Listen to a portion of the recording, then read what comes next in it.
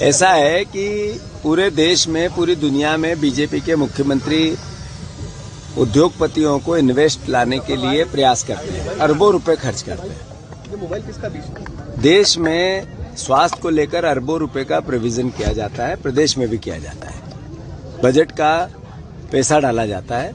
हमारे यहाँ पर्यावरण को लेकर पोल्यूशन बोर्ड बने हुए हैं देश में और प्रदेश में। सबकी जो काम है उसके विपरीत जो भारतीय जनता पार्टी अपने जमीनों के खेल के लिए जो फैक्ट्री में कचरा है उसको सेल कैसे हो, पीछे का एजेंडा क्या है, वो रामकी में लाके जलाना, ये एक तरह से इनकी लापरवाही के साथ साथ एक अपराध की श्रेणी में आता है। ये इसलिए अपराध की श्रेणी में आता है कि एक तरफ तो आप कचरा लाके जला रहे हैं, जिन लोगों ने जमीन दी उनके बच्चों को और उनकी पीढ़ियों का भविष्य खराब कर रहे हैं, जिसके कारण आज पीथमपुर बना।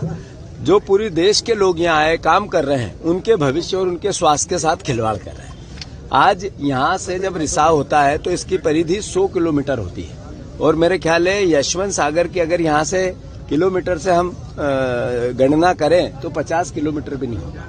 तो यहाँ का रिसाव यशवंत सागर जाएगा, जो सबसे शुद्ध शहर है हमारा, सबसे स्वच्छ शहर है इंदौर शहर, जो मध्य भारत का सबसे बड़ा शहर है, उसमें भी कैंसर फैलाने की एक तरह से रणनीतिक हिस्सा माना जाए इसको, तो मैं मानता हूं पंजाब के बाद सबसे ज्यादा कैंसर के मरीज भी यही हैं।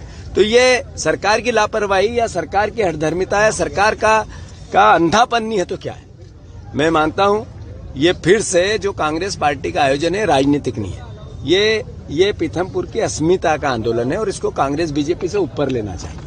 मैं धन्यवाद देता हूं यहाँ की नगर परिषद को, पंचायत को, मैं सारे जो यहाँ पॉलिटिकल विधायकगण हैं उनको भी धन्यवाद देता हूं कि उन्होंने अपनी गंभीरता को समझा, मुझसे बात की और मेरा भी दायित्व था मुझे यहाँ आना।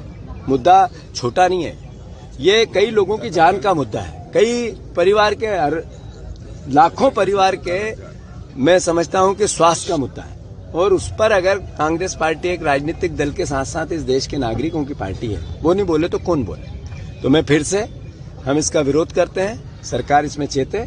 ये लड़ाई एक दिन की नहीं है, एक धरने की नहीं है, ये लड़ाई आगे भी बढ़ेगी और मैं मानता हूं कि हम चेताना चाहते हैं कि इसका और कोई सब्स्टिट्यूशन ढूंढे, कोई और भी प्लानिंग सरकार को करनी चाहिए। 126 करोड़ रुपए दे दिए, जला दो, थोड़ा बच जाएगा, थोड़ा ये होगा, बात पे के स्वास्थ्य से खेलेंगे इसकी है। तो मैं फिर से इसका विरोध करते हैं हम सब और ये लड़ाई जारी रहेगी।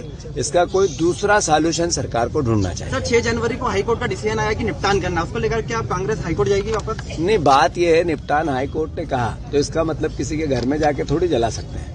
अगर निपटान करना है तो हाईकोर्ट में भी बैठने वाले, फैसला देने वाले इंसान ही हैं, उनको भी देखना पड़ेगा कि इसके पीछे अगर यशवंत सागर में रिसाव होगा, यहाँ के बेटमा के तालाब में होगा, यहाँ पीथमपुर के आसपास के गाँव में पानी पीने योग्य नहीं बचा, तो इनके जान माल का क्या होगा?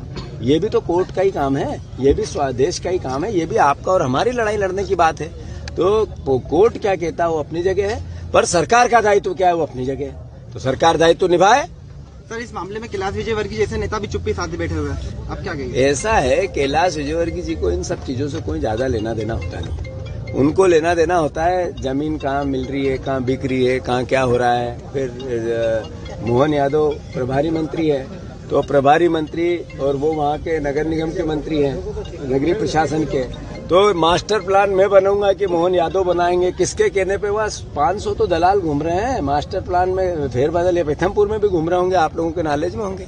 तो ये हो क्या रहा है आखिर? ये वोट जो मिला इसका कितनी, अभी ये सोना मिला, ये इतना बड़ा परिवहन विभाग का एक सबसे छोटा कर्मचारी जिसके पास इतना जखीरा, और उसको पहले ही पता चल गया और दुबई चला गया।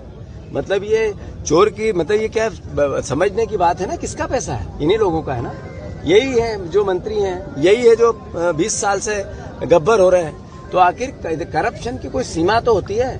आप लोग सब पत्रकार हो, आप सरकारी विभाग में जाते हो, तो क्या स्केल है करप्शन का? 50